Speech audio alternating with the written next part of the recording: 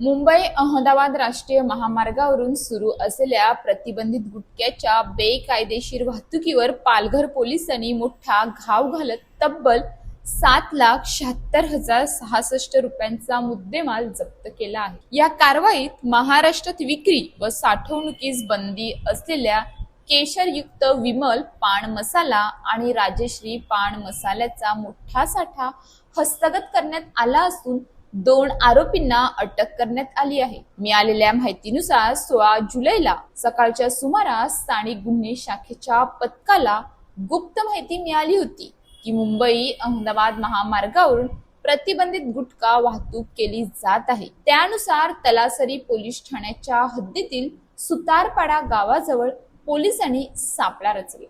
यावेळी MH03ES9853 क्रमांकाची संशयास्पद वॅगनर कार अडवून तिची सखोल झडती घेण्यात आली।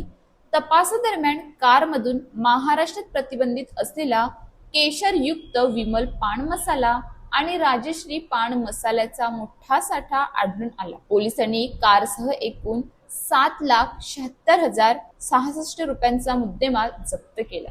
या प्रकरणी मुंबईतील गोवंडी परिसरातील 33 वर्षीय सलीम इश्तियाक अली शाह आणि 26 वर्षीय आफताब आलम अब्दुल नईम अन्सारी या दोघांना अटक करण्यात आली आहे। स्थानिक गुन्हे शाखेचे पोलीस अंमलदार विशाल लक्ष्मण लोहार यांनी दिलेल्या फिर्यादीवरून तलासरी पोलीस ठाण्यात भारतीय न्याय संहिता तसेच अन्य सुरक्षा व मानके अधिनियम अंतर्गत गुन्हा दाखल करण्यात आला आहे।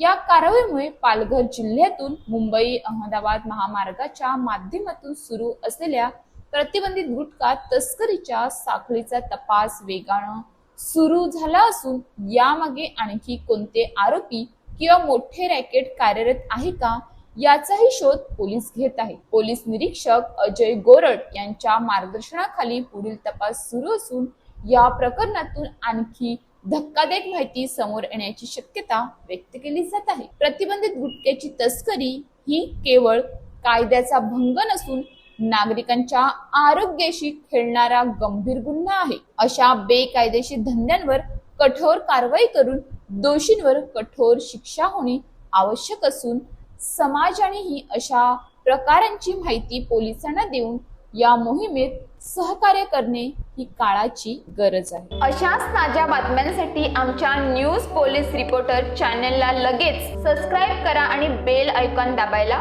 विसरू नका।